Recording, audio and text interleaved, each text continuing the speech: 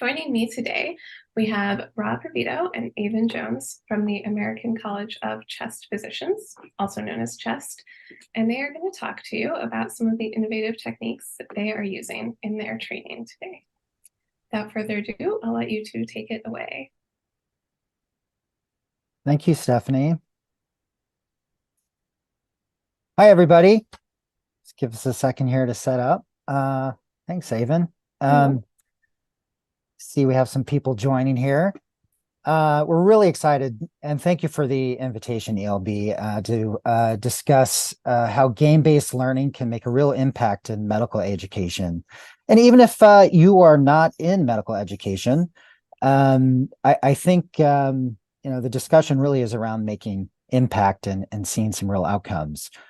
I'm Rob Rubito. I'm Senior Director for Program Development at CHEST, which includes our instructional design team and learning experience designers like Avon, who focus on designing experience, including games, to achieve outcomes in med ed. Avon. Yeah, thank you, Rob. So to get started today, our journey for this presentation, we're going to start off talking about what is game-based learning and gamification and how they're alike and different.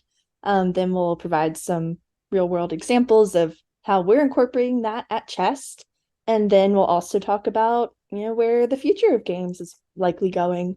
But before we dive in, Stephanie, if you could prepare the polls, we have a little trivia challenge for you based on the annual report that came out on video game use in America. So we're going to test your knowledge a little bit. So Stephanie, you could start the first poll. So the first question is, what percentage of Americans play video games weekly?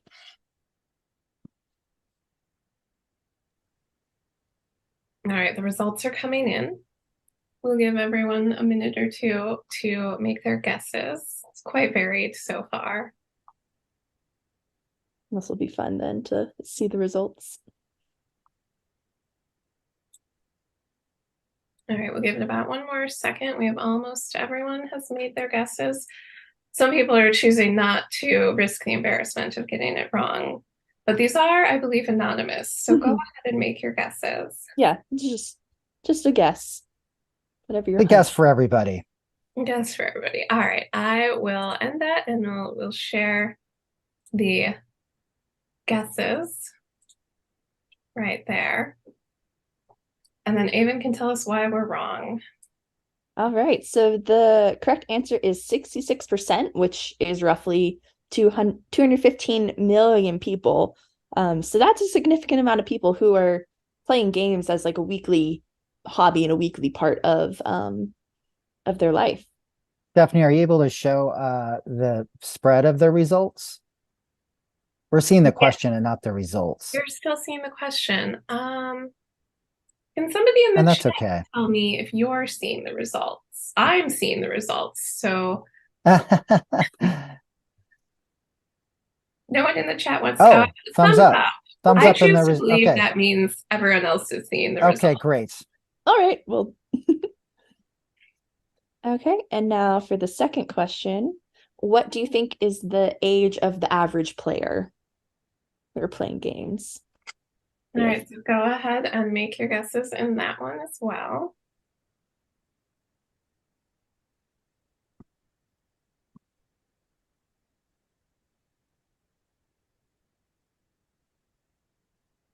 We should have played some Jeopardy music in the background. Oh my gosh, I didn't think of that.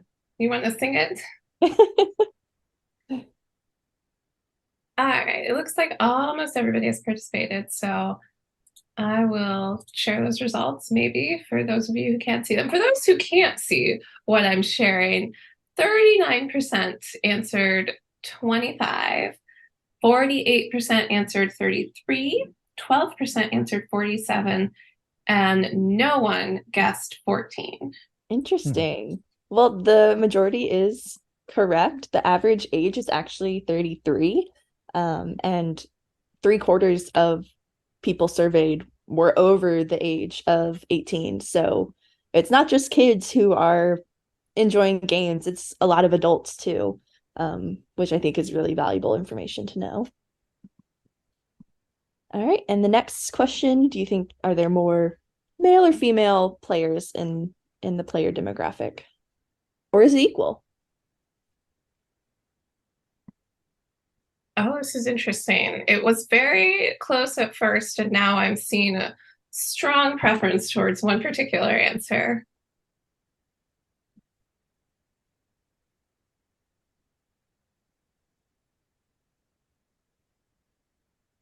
All right. Looks like our submissions have slowed, so I will end that.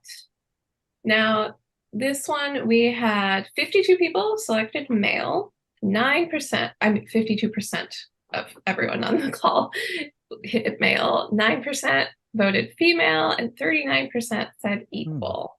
All right. Well, that's a very interesting number because that is actually the breakdown. 52% majority are male, but it's almost even. I like to think of it as even. So yeah, it's everyone loves games is, kind of what this shows. And then the last question, have players spent less time, the same amount of time, or more time playing games since the peak of the pandemic?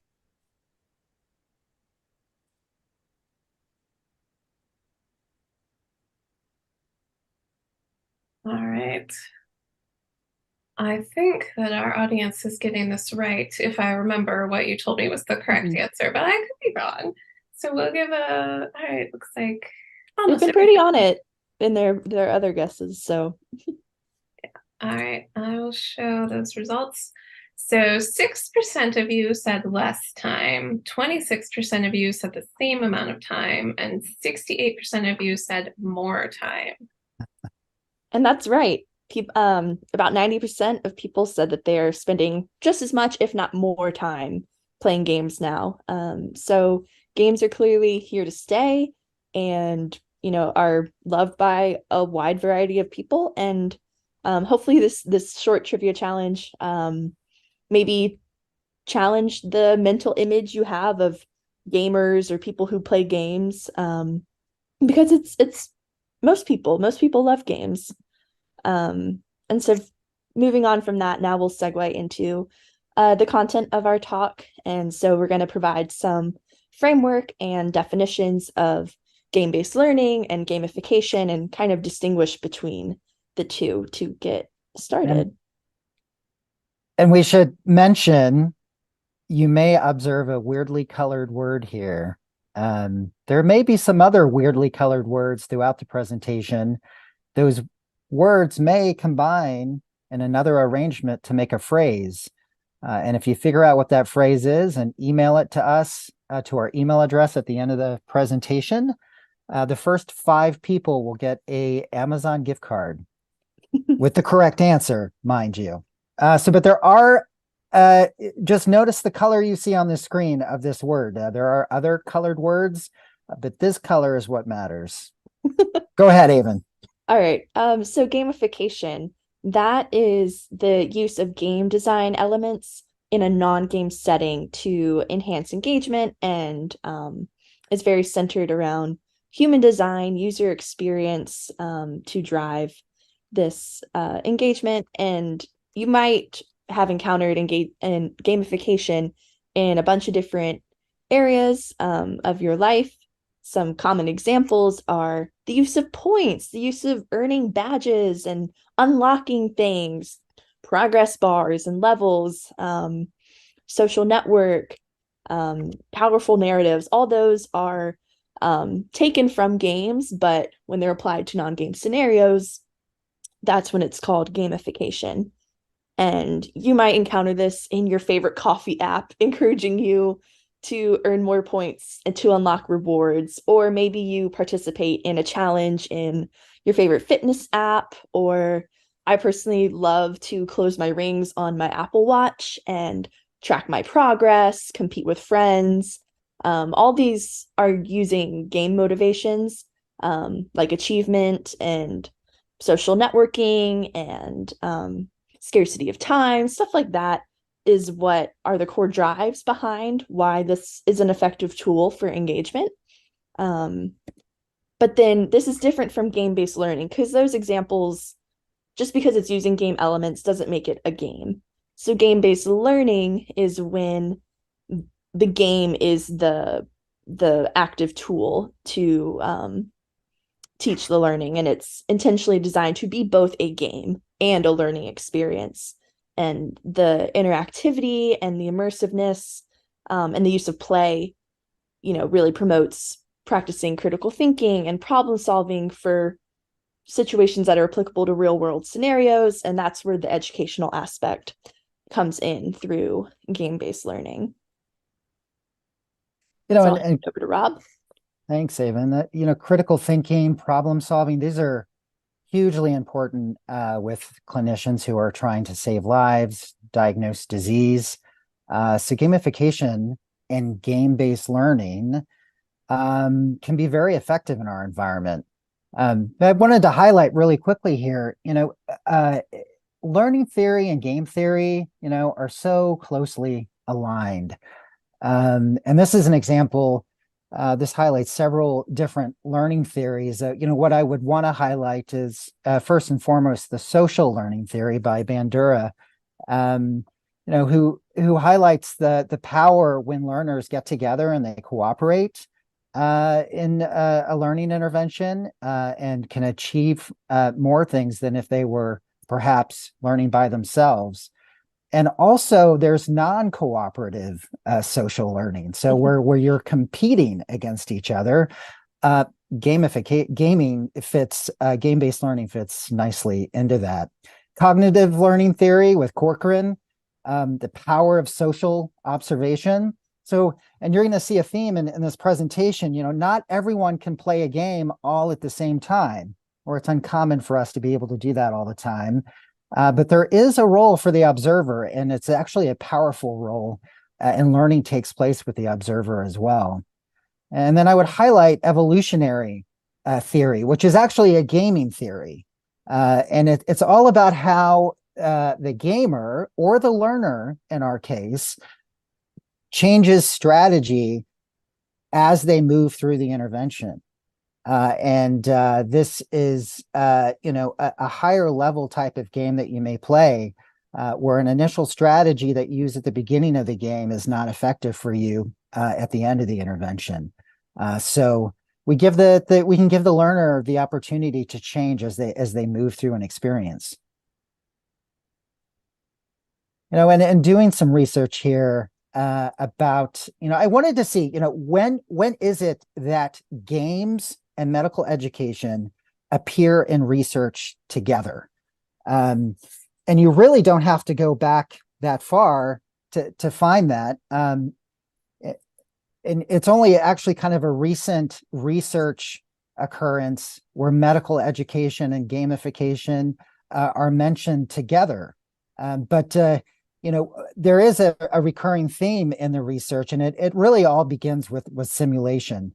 In the 1960s, that was when we had our first full body mannequins and were delivering simulation education.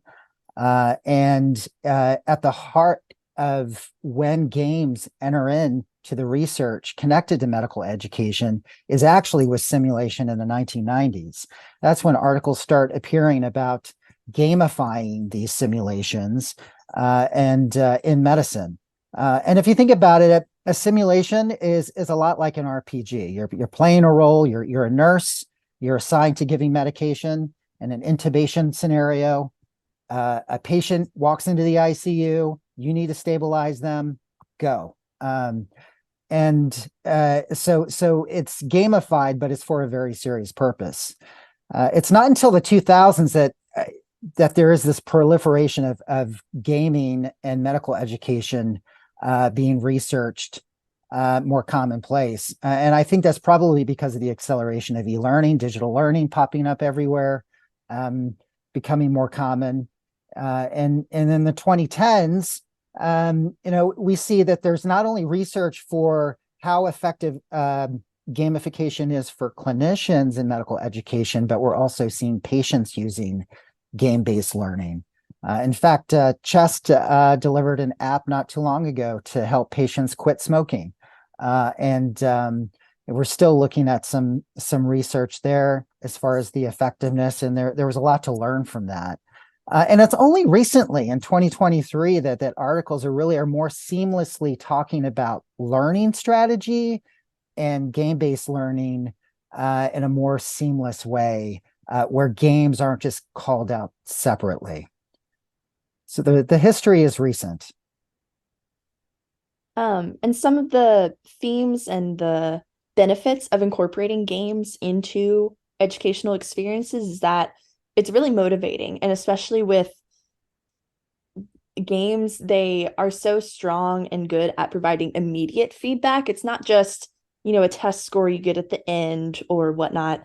You're getting feedback throughout your journey. And like Rob talked about, you get feedback and then you can modify your strategy, and you're learning through that. And that in turn motivates players more to keep trying or trying something new. So those are really powerful components of games. As well, it's been shown in game-based learning and medical games alike that these experiences help with information retention and help build confidence and help with decision making. A lot of medical games are very real world scenarios transformed into an interactive experience. And so it allows these players to practice in a risk-free environment so they can take chances. They can, learn without, involving a real world patient. And so they can observe the outcomes of their choices and their actions. And in turn, we're seeing that it's a memorable experience and they're growing in their confidence and their skills. No, so we do want to talk about a little impact here that we've been able to see at Chest, and we do offer some game-based learning for continuing medical education credit, accredited education activities that are also games, and of the evaluations and performance we're able to witness from that group of games at Chest. 85% of our learners are saying that they intend to change practice based on the game they played. And 22% of them have identified a very specific change, and that's that they will evaluate their own skills and then develop new strategies for patient care. And that's, that is the end goal in medical education. That is the holy grail. It's why we do what we do for the healthcare team. And we're going to talk about some real world examples at Chest, but hopefully you can relate these to your own experience. Games, as an organization, we've just been embracing games and gamification for a long time at Chest. And like most associations and organizations, since 2008, we have had something called Chess Challenge, which is a Jeopardy-based competition between fellows, different teams of fellows that compete throughout the year, and it all culminates at our annual meeting in this big Chess Challenge Jeopardy style contest. So we've been doing that for over 15 years. But then as e-learning came up on the scene, so did digital games at Chest. And we also started to increase the live game footprint at Chest too, because of the excitement that it creates and the crowd and the energy. And there's a real audience for that. Several years ago, probably 7 years ago at this point, we had games in the hallway of our annual meeting, much like a 1980s style arcade, and you could walk up and play games. But since then, we've continued to build the assets and build a portfolio of games that we offer. And we've had to move into our own exhibit hall and have our own booth highlighting the game-based learning we have. And now we're adding rooms because we're also doing escape rooms. So the footprint at Chest has grown over the years. But I do want to highlight, this isn't something that happens overnight. It's taken years for us to get there with all kinds of champions, great partners like ELB and the Game Agency and others. and leaders within the organization who were champions as well. But to get started with some specific examples, Rob touched on our digital games. And so we partner with the game agency to build our online player hub. And it's a platform where we host a variety of games. We have templated games like the fan favorite Jeopardy. Doctors just love Jeopardy. They can't get enough of it. And we've also created some custom detective cases, providing evidence and making them, predict and guess and solve the case. Some of our games offer CME credit, some are grant funded. And then we also have some custom games as well that have maybe more complex game mechanics or narratives, like our Game of Thrones themed game, or we recently partnered with TGA to make this mystery unveiling RSV game to educate doctors about the new RSV vaccines and the disease state. So we have a variety of games online, and the people playing our games are, like the poll from before, the average age also falls between the ages of 30 and 39. That's the majority. Most of our players are physicians, followed by fellows, and then non-physician clinicians, and they specialize in pulmonary disease, critical care, internal medicine, which makes sense for our audience as a chest-centered medical association. So a lot of our games center around themes and learning objectives that are applicable to our audience. And we've talked a lot about the game players here, and and right before the pandemic at our annual meeting in 2019 in New Orleans, 53% of the professional attendees at that meeting, which was over 5,000, 53% of them had played at least one game that we had offered at the meeting. So 1 out of 2 people were experiencing game-based learning at our conference. But what about the other 47%? Does that mean they weren't engaging at all? And I would argue they probably were. There is this power of game observation, game watching, that also is almost equal in value as far as outcomes than playing. On the previous slide with the Price is Right, game show TV, there's over over $2 billion in ad revenue a year centered around game show TV, and hundreds of millions of viewers just in a week of game show television. But it's not just game shows, right? There's sports, which 18 million viewers on watching one game a week, Sunday night football. There's also my favorite, Survivor, 45 seasons of watching people survive in a desert or on an island and vote each other off. 6.8 million viewers a week watching that show. And from their couch. It's not like they're running across a beach and having to starve themselves. And another favorite of mine is which is really kind of crazy. The whole watching poker. Those of us who watch poker, we probably play poker. So it's a true learning experience. We're wanting to see what professionals do, what moves they make to win games. But there's really no immediate reward sitting on your couch watching professional pokers play poker. But there's, in the World Series of Poker in 2023, over 2 million hours viewed. So this is in our culture. It's in our DNA, watching games. And, so at our annual meeting, we have different types of games going on. What you see here is actually a game called Aspirated. It's this model in which you have to navigate a scope, and you don't know where the gummy bear is, but the goal here is to retrieve a foreign body out of the lungs. And how fast can you do it? So these people are being timed, and and they're racing to retrieve the gummy bear and pull it out successfully. But there's only a few players that play at a time. But what else do you notice here about this picture? There's a couple players. What else do we see? Does anyone want to put something in the chat? See what they say. Observers, yes. People watching. Exactly. In fact, there's more people watching every gameplay than there are game players. And if we zoom, and so these are the learners that we're getting more curious about at Chest. How do we engage these people?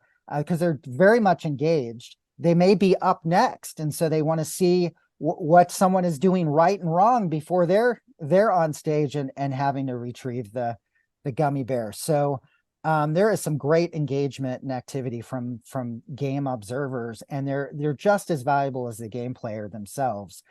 This is an example of a line to play aspirated, and this line is this long as the exhibit hall is open, 3 days in a row. So this line never gets shorter. Everyone is eager to play, and there are other examples of hands-on games we have, right? Yes, there are. Oh, and to touch on the leaderboard again, very motivating to get that achievement and compete with your fellow doctors. But yes, engagement is really key, and engaging not only the active participants, but taking advantage of the observers and using those moments for them to learn something as well is something that we consider an important part of the game, providing games in your educational offerings. But we also have other live games, and these games don't need to be high tech. This is literally a matching game. Doctors who have their degrees are just playing matching, but it's effective in increasing engagement, especially if it's a low barrier to entry. Then people feel like, oh, I can hop in, I can play. As well, we also have a couple different other game shows called Hocus Pocus and Peer Pressure. And so it's using kind of the social motivations.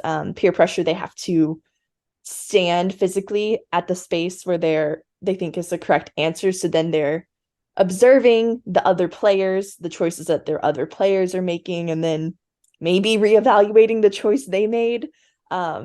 So this social interaction is combined with observation can be really powerful for those people playing and the people watching, because the people watching are observing the strategies that the players are using.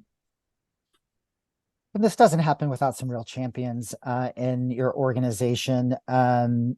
These are two big champions at Chest who really are just volunteers. They're but invest way more than probably any full-time staff do into the organization over years and years. Dr. Bill Kelly from Walter Reed has been delivering Chess Challenge with us since back in 2008, and is really our games chair, if you will. He's always pushing us to innovate, and he's always there to lead the game as well as Dr. Schulman, who's a past president of Chest, who is very inventive in coming up with new games for the learners to try every year. This is actually Dr. Kelly. So, that last photo, he's pretty serious delivering a lecture. This is really who Dr. Kelly is. He's Billy on the street. He's wearing Chest colors, but he ambushes people in the hallway, asks them clinical medical questions. And when they get answers right, he gives them gift cards and recognizes them. We've streamed some of this. So even in our hallways, as you're going from one section to the next, you never know. You may be on camera playing a game. Now, not every game works great at chess. We fail and we try to learn from those failures. This is actually me in costume as Dr. Didactic. And we had a really great idea. It was a scavenger hunt type game that we delivered at our annual meeting last year. And you had to go to different places to collect clues. And we made it really hard. And there was just too much complexity. All to say, complexity is great. It motivates learners and players and challenges them, and you need challenge to create motivation. But if there's too much complexity, then the number of players goes down. We only had a handful of players play this game, and we were hoping for hundreds. And this is an example. We had this fake scientific poster by Dr. Melvin Didactic. He was advocating that all education should be lecture-based and didactic instead of innovative and immersive. And actually, if you read carefully on this poster, learners are getting shocked, and we're studying them, and it's just complete nonsense. But we put this poster up among many other real scientific posters, kind of a needle in the haystack challenge. And few people found this. So much work went into this. We had a ton of fun, but didn't get a lot of players, and it was a learning experience for us. But another offering that we do and has become kind of a favorite over the years is our educational escape rooms at our annual meeting. And these are a lot of fun. And I think part of that is because of the power of narratives. Each escape room has a different theme and a different story to challenge the players and to teach them the content and the education. And so it uses this epic meaning of this story, and players have to cooperate and work together and learn from each other. Because sometimes they come in as groups, sometimes they're playing with strangers. So, they might have different backgrounds, different experiences. So they're learning from each other. They're solving puzzles together. They get that sense of achievement. And it's a really fun way to create an interactive educational offering. But if you don't believe me, if you don't take my word for it, check this out. This is my first time doing a chess escape room. I've done some in the past, but this is probably one of the most fun. Very challenging. We barely made it just in time, and by the end of it, we were really proud we were all able to make it through. It was super fun and challenging. It was really nice to meet other people from different programs across the country and get to work with them and have fun doing it. It was really fun also being able to just work with other fellows and people in the community. It's a good concept to get people up and moving instead of just sitting in a lecture. I thought it was a creative way to get people to kind of learn about severe asthma instead of just doing the usual things that we have to do. I like the historic twist to this. I like the combination of the Mona Lisa with asthma.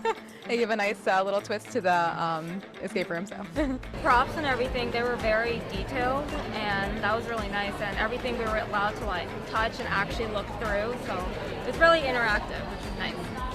This was super fun. I'd do this again, come back to Chest. If you come to Chest in a different year, definitely check out the escape room. I'm looking forward to see if they have other categories, maybe a COPD or ILD.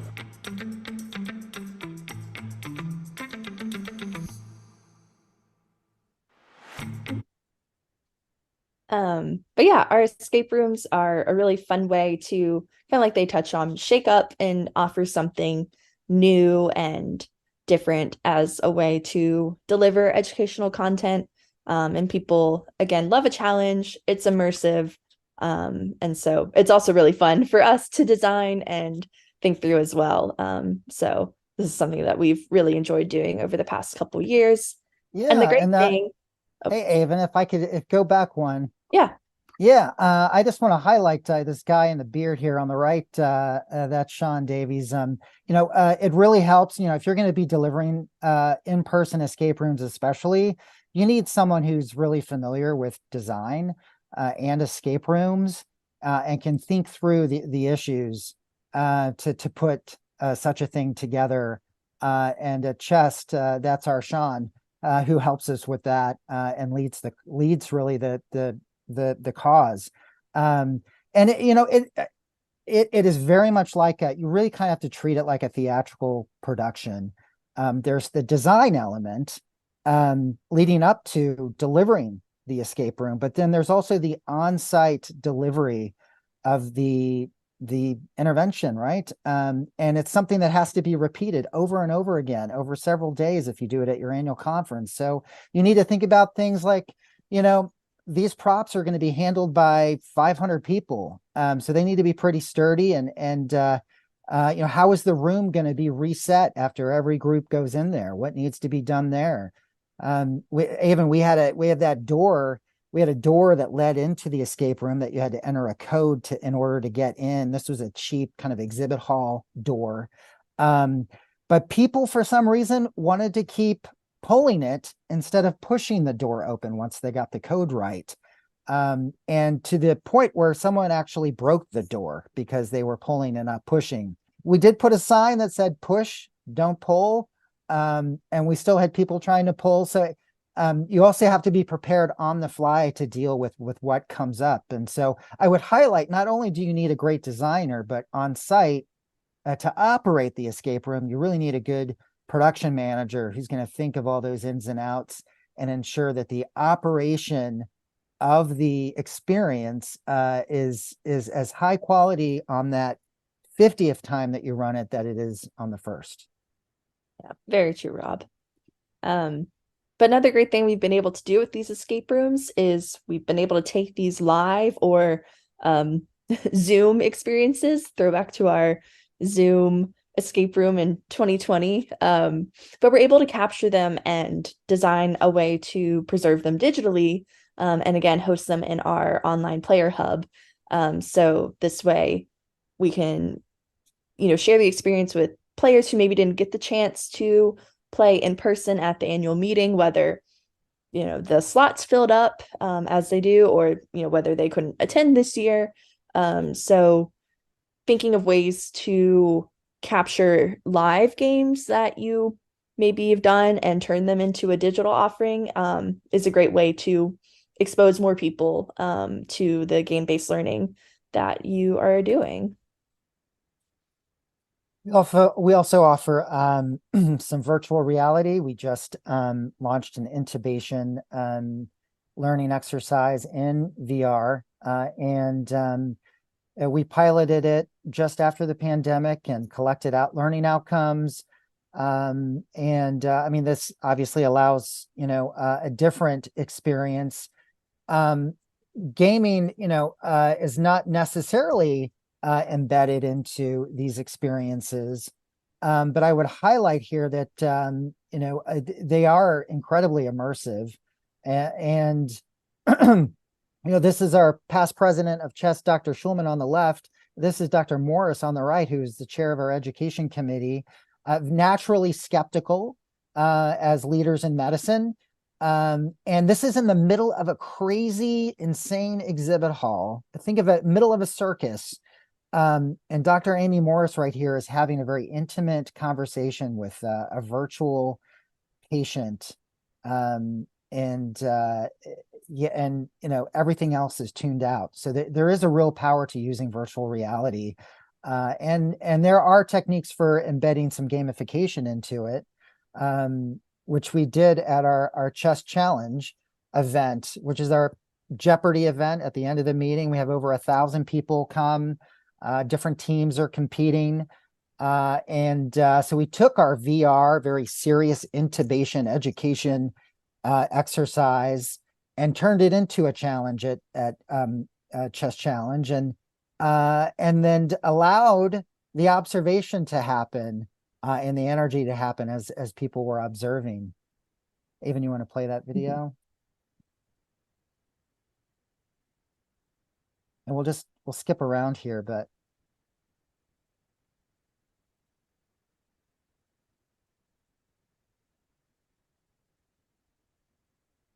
maybe try Have the medications been pushed yet? Medications have all been pushed. the audience was able to see the learners in headset that also see what they were seeing in screen. You guys are doing good. You got lots of time. You're doing great. Okay, let's see what we can do here. Okay, delete the cuff. All right, and title. Video's not working very well, but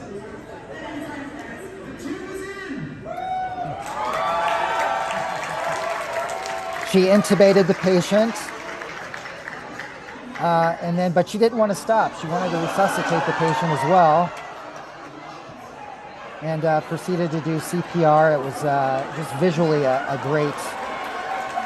great piece of entertainment. Yeah, that's good. That's good, Avon. And so, it's using gamification, it's using serious education, and using entertainment all together to create a memorable experience and evoke emotion, right? Which, is key in learning. That's what makes things stick. And it was a magical experience on site. The video, hard to capture that on video, but another example of how to blend everything together. So the future is already here, right, Avon? Yeah, it's true. The future is here, as we saw at our annual meeting. Some of our youngest attendees naturally gravitated to our games booth in the games area.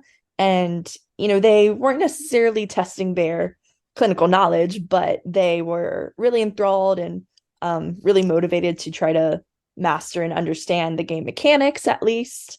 And it's just as, these future next generations grow up and become future healthcare providers, this is naturally interwoven into their learning, their everyday. So I think this will be a really powerful tool that will continue to see growth and just more incorporation into our education system as just another tool in the toolbox to deliver effective education and make it fun. And the there are just a couple observations about the future, and one is around AI. I know ELB actually has launching some tools to help not only with data analysis from learning, but also in the design of learning. And I think AI is going to play, AI is already playing a huge role in gaming, in predicting how players, what they will do next, and what the myriad of options are that they can move through in a game. And so I hope AI actually helps us create better escape rooms and more dynamic e-learning and gaming. And that's already here. Same with the, AR, MR, VR. What you see, that picture is something we actually developed in 2012.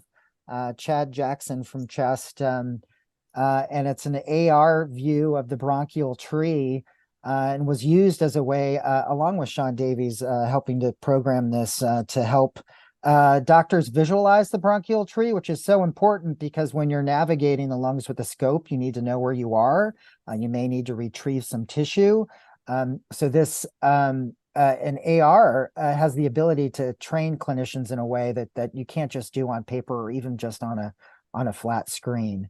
And I'm a champion for how we make all of this seamless, right? Not, okay, everybody, let's stop. Let's go play an educational game. Okay, now let's go back to our lecture. The end goal here is that we have a myriad of tools in our toolbox as educators, and we seamlessly deliver educational instructional strategies to the learner as relevant, as appropriate, and then at the end, the learner has no idea that they just played 5 games. All they know is that they learned something really special and it stuck with them and it made them feel good. And that's what's important. So I hope we continue to move in that direction of seamless delivery of effective education.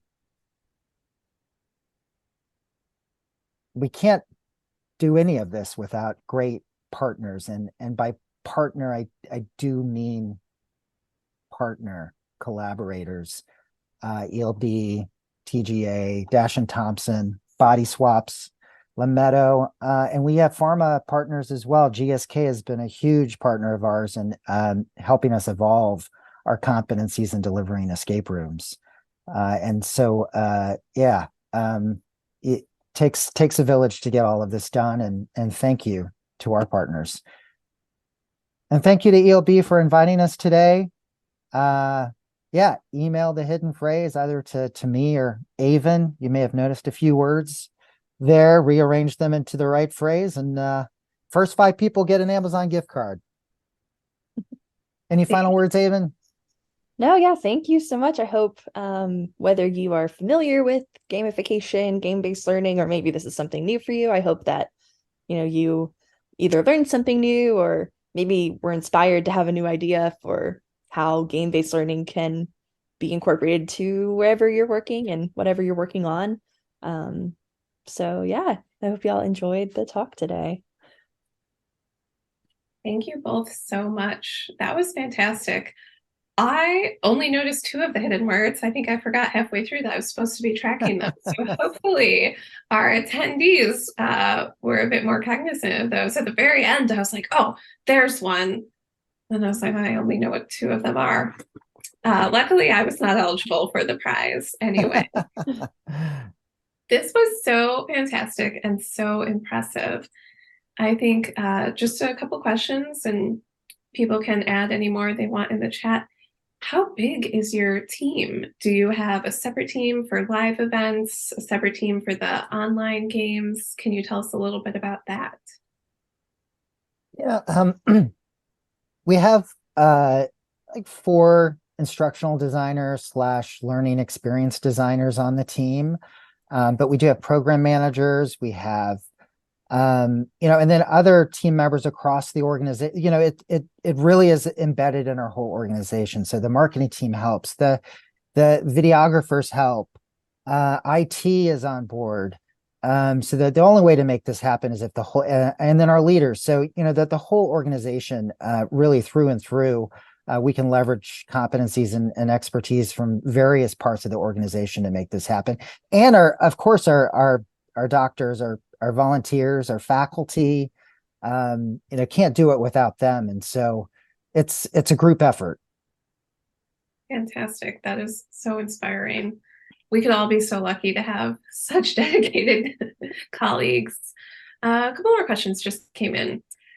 Do you have experience using gamification within an LMS for those online games?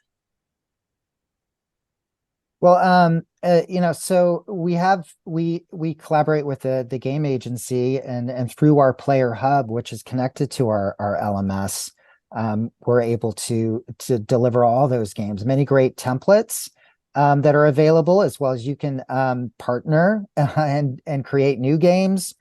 In our LMS, there is some gamification. There's some badging that we can do.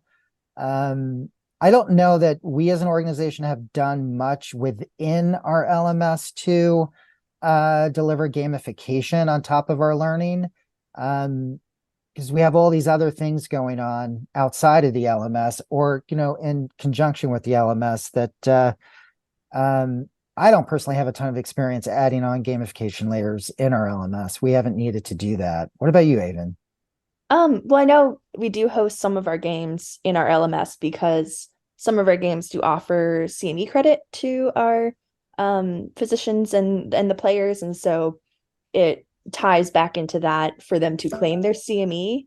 And then as well, like incorporating gamification, if you're creating an e-learning product in LMS or a game, like just thinking about those principles and what motivators, game motivations can be applied, and the game mechanics that can enhance the e-learning, not just like passively clicking through, but like thinking of ways to design the user to have to interact and participate within the learning.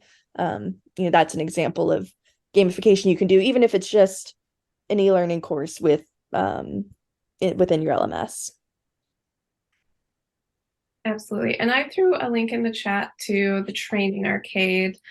If you can take a look at that. Those games can be SCORM wrapped and put inside your LMS and accessed through there. So that is an option with the games from our training arcade. We had another question. If you can reveal this, how big are your project budgets? We've had budgets as high as, a few $100,000 to budgets where we're, purely investing and figuring out how to do free. And we scale, I guess, the experience based on what kind of budget we can work with. But there are funders out there, and they're very interested in delivering learning this way. It's not the normal thing, and they don't have a lot of experience doing it themselves. So there's a lot of companies and partners out there who would be willing to fund your new escape room if you're able to find them, and there are a lot of companies out there who are interested. That's some good insight there. And then let's see, we'll take one more question. Have you noticed a specific game type that is the most popular with your learners? We touched on this a little bit in the presentation, but at least as far as our digital games and live games too, because we do this one both digitally and live. Jeopardy is by far just a fan favorite. It's everyone's comfortable with it because one challenge when designing games is identifying your audience and what they're coming in with, what knowledge and experiences they're coming in with. So Jeopardy is, everyone knows it, everyone loves it, and it engages that sense of accomplishment, of competition, and it feels very applicable to their practice and what they're doing. So that, of course, is always a popular option. But at our annual meeting, I would say our escape rooms are very popular. We have a sign up beforehand, and as well as a walk up sign up, but the pre-reservations always get filled up. We have people always coming up and walking up asking if there's room. So I think those are our two most popular, I would say. All right. And the aspirated game we highlighted as well. Yes, there's a line for that all day long, and people playing multiple times because they want to be at the top of that leaderboard. Yes. And the other thing is they may not get to hold a bronchoscopy scope often in their own practice. It may not be directly related to what they do in pulmonary. So they're getting an opportunity to kind of play with medical tools that they don't get to have a lot of practice with in a safe way. So that, I think, plays into it as well. Absolutely. Sounds like a great opportunity for them. I loved the escape room. I'm going to be pitching that for our next conference. E-learning escape room. Let's do it. It'd make a great webinar topic, by the way. We could do a whole webinar on the ins and outs of escape rooms. I see I bet there are a lot of great comments from the attendees today about some strategies. Yeah, you got to work on your door next time. All right. Oh, currently starting a demo build for one from one of the attendees says, yeah, I think that's such a fun conference idea. So, don't be surprised if you see that at DevLearn next year at the ELB booth. We'll put a tiny inspired by chest little disclaimer at the bottom for you guys. If you need help, just let us know. Oh, we will. Yes. Well, thank you so much, Rob and Avon. This was really inspiring and a great look at different ways to add in training and games, no matter your industry. I think this could apply to so many different industries. So thank you so much for taking the time to join us today. And to all of our attendees, thank you all for joining us. This was recorded, so you'll be getting the recording in your email. And hopefully we'll see you all on another webinar soon. Have a great rest of your day. Thank you. Bye, everyone.